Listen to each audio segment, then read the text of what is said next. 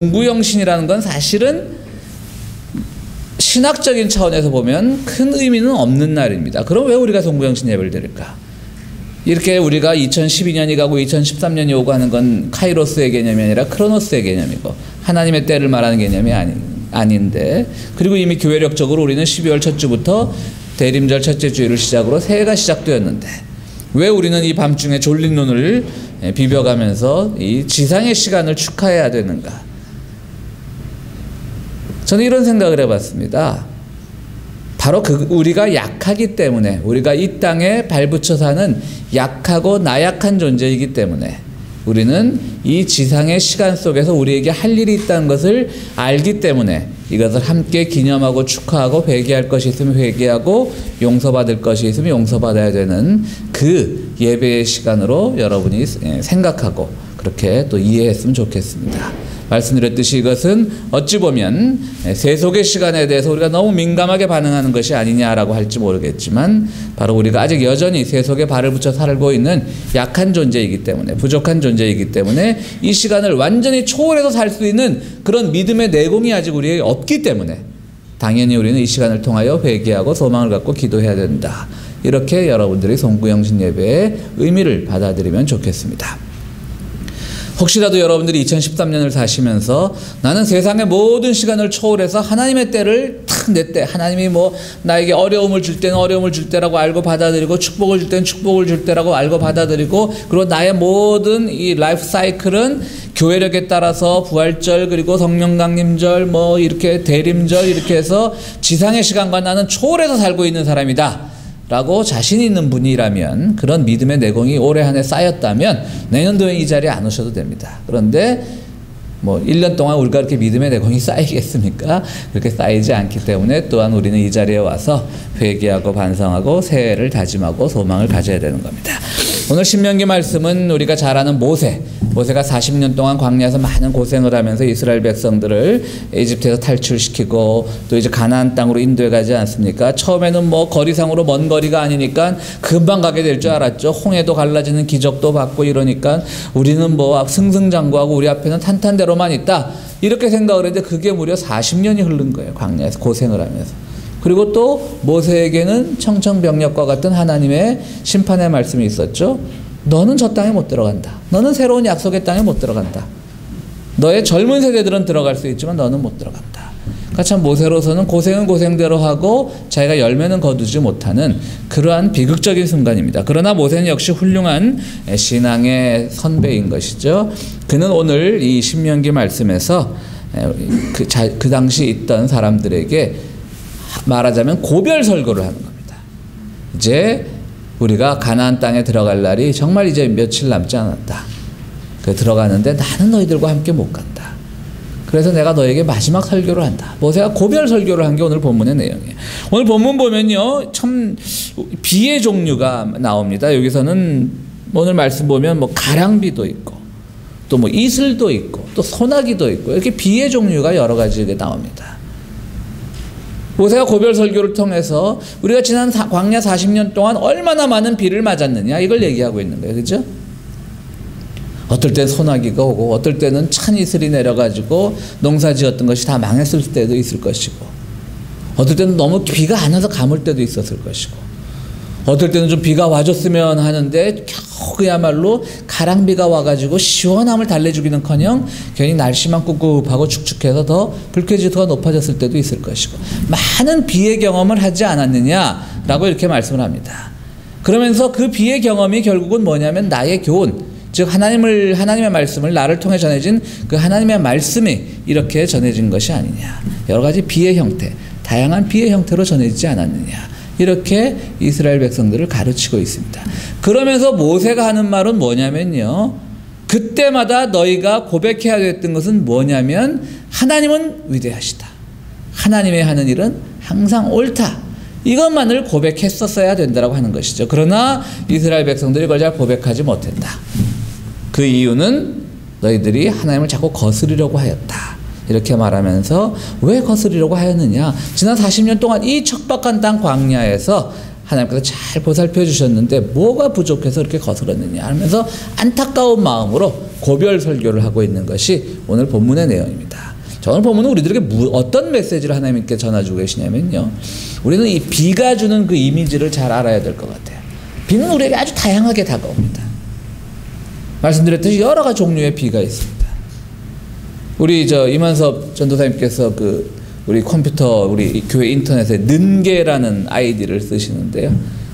는개가 뭔가 저도 잘 몰라요. 는개도 비의 종류입니다. 그죠? 비의 종류죠. 아주 는개가라는 게 비의 종류입니다. 한번 설명해. 어떤 비죠? 본인 아이디인데 알고 계시죠? 이슬기하고 가랑비고 가운데. 그러니까 이슬기하고 가랑비 사이를 우리나라 말로 는개라고 한답니다. 그런 말씀이 있는 거 잘 모르셨죠? 는개라는 말. 그 정도로 비의 종류가 다양한 거예요. 그런데 이스라엘 사람들도 그 많은 비의 경험을 했겠죠. 그때마다 하나님, 우리가 정말 이번에는 좀 적당한 비가 와서 농사가 잘 되었으면 좋겠는데 너무나 많은 비가 와서 오히려 곡식이 뿌리채 뽑히고 곡식이 급류에 휩쓸려가고 이런 경험을 했을 때도 있을 것이고, 하여튼 비가 다양하게 왔는데 그 다양한 경험 속에서 항상 기쁘지만은 않았을 거라고요. 그렇죠? 우리가 비라고 하는 건 뭡니까? 날씨라고 하는 건 뭡니까? 적당한 양이 와야 되고 적당한 때에 와야 되는데 오늘 이 과학이 발전한 시대도 우리는 그걸 경험하지 못하잖아요. 그걸 우리가 통제하지 못하잖아요. 늘 우리는 신문 보면 우리 고국도 그렇고 미국도 그렇고 항상 무슨 어떤 자연 때문에 피해를 보는 일들이 많잖아요. 이스라엘도 그랬을 거란 말이죠. 그러나 그때마다 내가 생각한 만큼 비의 양이 오지 않고 내가 바라던 때에 비가 오지 않아도 우리가 하는 일은 단 한 가지였다. 우리는 늘 그때마다 내가 그 비로 인해서 어떠한 피해를 입었건 간에 아니면 축복을 받았든 간에 축복이냐 피해냐에 상관없이 우리가 할 수 있는 말은 항상 하나님은 위대하시고 하나님의 하는 일은 항상 옳다라는 걸 고백하는 신앙을 가져야 된다라고, 그렇게 모세는 고별 설교를 하고 있는 겁니다. 지난 한 해 동안 여러분들은 어떤 삶의 현장에서 계셨습니까? 여러분들에게 내리는 인생의 비는 적당한 때에 적당한 양이 와주었습니까? 아마 이 시간 누구도 우리가 적당한 때에 적당한 양을 비를 맞았다라고는 말할 사람은 아무도 없을 것입니다. 어떨 때는 너무 과했고 무언가가 나에게 너무 과한 나머지 내가 그것을 주체하지 못하고 교만에 빠지거나 시험에 든 적이 있었을 것이고, 어떨 때는 너무 부족했고 그래 내가 좀 더 무언가를 추구했는데 그것이 이루어지지 않아서 나의 마음이 너무 갈급해서 또 시험 든 적도 있을 겁니다. 그때마다 우리는 다 자꾸 반응이 다양합니다. 다양한 반응이지만 오늘 모세의 고별 설교를 듣자면 그런 다양한 반응은 틀렸다라고 하는 겁니다. 그때마다 그 다양한 반응을 보일 것이 아니라 어떤 형편에서든지 어떤 처지에서든지 우리가 할 수 있는 일은 하나님은 위대하시고 하나님께서 하신 일은 항상 옳았다. 지난 한 해 동안 여러분들이 고통 속에 있었다 할지라도, 어려움 속에 있었다 할지라도, 괴로움 속에 있었다 할지라도 하나님이 하신 일은 항상 옳았다라고 하는 그 믿음을 가지면 우리가 새로운 소망을 가지고 새로운 하나님의 약속을 받을 수 있다라고 모세는 오늘 우리들에게 전하고 있는 것입니다.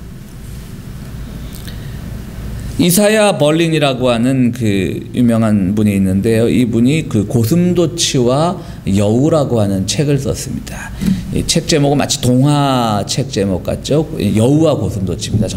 여우와 고슴도치입니다. 이 책이 이제 한국말로도 번역이 되는데 왜 유명해졌냐면 그 한국의 그 재벌이신 그 이건희 회장이란 분이 이 책에서 이제 한 구절만 자기한테 유리하게 따와서 인용을 하면서 이제 막 서점에 또 그런 사람들이 한번 인용하면 책이 잘 팔리잖아요. 그래서 이제 많이 팔린데, 본래 이 책은 제목은 동화 제목 같지만 사실은 그 유명한 그 러시아의 문호인 톨스토이를 연구한 그런 연구서입니다. 이제 왜 그 구절 하나에서 왜 유명하냐면 이 사람이 세상에 많은 그런 위인들, 톨스토이를 비롯해서 많은 위인들을 분석을 하면서요, 사람을 딱 두 종류로 나눴어요. 하나는 여우형, 하나는 고슴도치형. 이렇게 나눴습니다. 고슴도치가 영어로 뭐죠? 아이들한테 누가 좀 영어 빨리 좀 가르쳐 주세요. 하여튼 여우는 사람이 두 종류가 있는데 하나는 폭스고 하나는 고슴도치다. 빨리 누가 스마트폰으로 아이들에게 고슴도치 영어로 좀 가르쳐 줘. 그래. 러그는 뭐지? 그건 너구리죠, 너구리. 라쿤, 그건 너구리죠. 내가 헷갈리네. 하여튼 그 고슴도치와 여우의 두 종류가 있는데, 이 이사야 벌린이 말하기는 여우는 너무나 많은 것을 알고 있고 고슴도치는 단 한 가지만 알고 있다는 거예요. 그러니까 여우가 이 고슴도치를 잡아먹기 위해서 수많은, 여우 하면 우리가 항상 그 이미지가 머리 좋고 교활한 동물의 이미지잖아요. 그러니까 모든 교활한 방법을 다 쓴다는 거예요. 여우를 잡기 위해서는.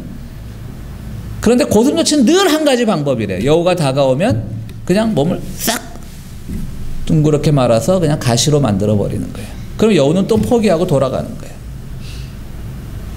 그럼 이사야 벌리는 여기서 바로 유능한 사람은 오히려 고슴도치형 인간이라고 이렇게 보고 있는 겁니다. 여우형 인간은 머리는 굉장히 많은 것들을 생각을 하는데 실제로는 아무것도 이룬 것이 없다라고 하는 거예요. 그래서 보면 그분의 책에 보면 우리가 잘 알고 있는 위인들도 막 여우형으로 막 분리해 놨어요.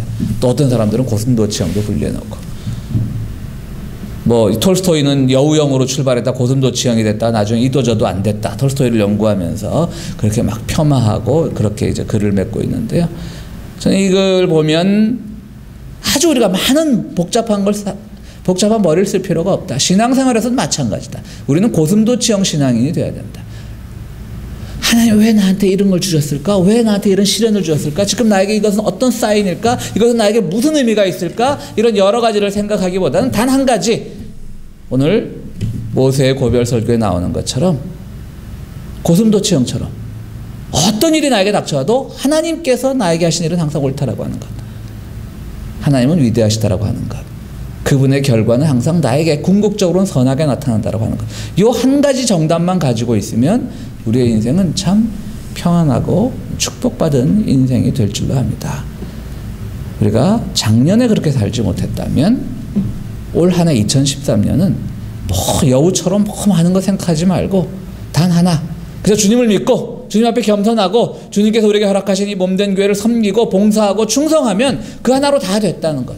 우리의 삶이 이루어졌다는 것. 그 안에서 우리가 이루고자 하는 사명도 나오고 그 안에서 우리가 이루고자 하는 정의도 나오고 우리가 이룩하고자 하는 평화도 나온다고 하는 것. 여러 가지 복잡하게 생각하지 말자는 것. 주님의 말씀 따라 살아가면 우리는 결국 변화될 수 있고 고슴도치처럼 남들처럼 단순하게 보일지라도 그것이 결국은 우리에게 큰 승리를 준다라고 하는 그것을 고백하면서 우리가 새해 소망을 가져야 될 줄로 압니다. 우리는 새해가 되면 이처럼 여러 가지 소망을 가져봅니다. 그런데 어떤 연구에 따르면요, 새해 소망을요, 다른 사람들한테 이야기하면 더 성취할 확률이 낮다라고 하는 통계가 있다고 합니다. 여러분 재밌죠? 여러분들 새해 소망 가지시잖아요. 제일 우리가 다 육적인 존재라 제일 크게 갖는 새해 소망이 뭐죠? 살 빼자. 어른들은 살 좀 빼자. 이런 거에서부터 더 많은 소망들이 있는데요. 대부분 얘기를 합니다. 우리 왜 얘기를 하냐면 오히려 그것을 약속처럼 나의 아내에게, 나의 남편에게, 나의 가족에게, 친구에게 그것을 공표함으로써 내가 더 거기에 대해서 스스로 옥죄는 역할을 하고 그것으로 인해서 약속을 지키는 데 도움이 되고자 해서 새해 소망을 다른 사람들한테 얘기를 하는데요. 그것이 오히려 그 소망을 이루는데 더 역효과가 난다라고 하는 그 연구 결과가 있다고 합니다. 왜 역효과가 나냐면요. 나 이제 2013년에 살 뺄 거야 라고 말하는 순간 이미 자기 도취가 된 거예요. 나는 살 빠졌어. 벌써 우리 비슷한 속담 있죠. 시작이 반이라고 하는 속담 있는 것처럼. 그리고 나서 좀 지나면 조그만 성취에 자기 혼자 만족하는 거예요. 그리고 자기 혼자 합리화시켜버리는 거예요. 왜냐하면 내가 나의 아내에게 난 살 뺐어, 살 뺄 거야 라고 얘기했다가 조금 빠지면 그걸 합리화시키면서 오히려 그 선에서 머물러 버린다라고 하는 것이죠. 그렇게 되면서 그것은 오히려 역효과가 난다라고 하는 것입니다. 저는 이 연구를 이렇게 보면서 이런 생각을 해봤습니다. 결국 우리가 인간끼리 하는 것은 이렇게 한계가 있다. 여러 가지 소망도 있고 여러 가지 다짐도 있고 계획도 있고 다 있지만 결심도 있지만 결국에는 간단하게 참으로 어리석게도 아주 단순한 소망이라 할지라도 아주 나의 개인적인 지극히 개인적인 결심이라 할지라도 하나님 앞에 한번 빌어보는 것이 어떨까.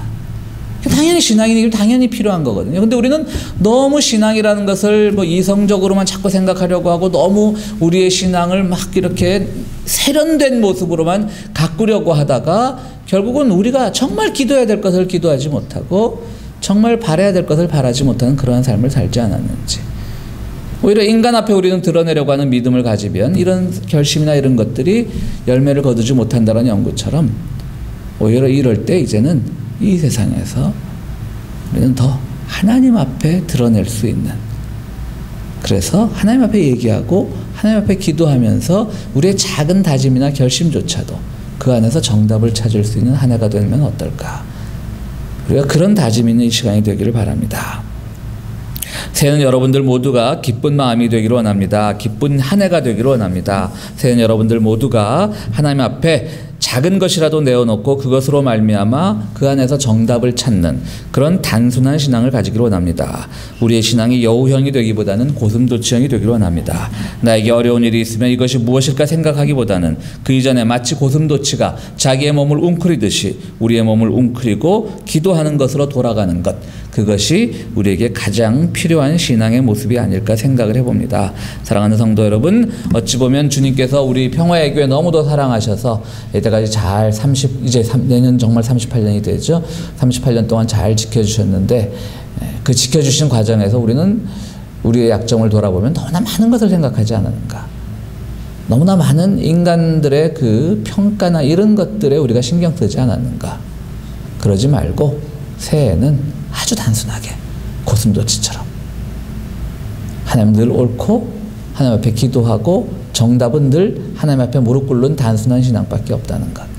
나의 작은 약점, 나의 작은 결심조차도 하나님 앞에 내어놓고 그 안에서 해답을 찾고자 하는 것.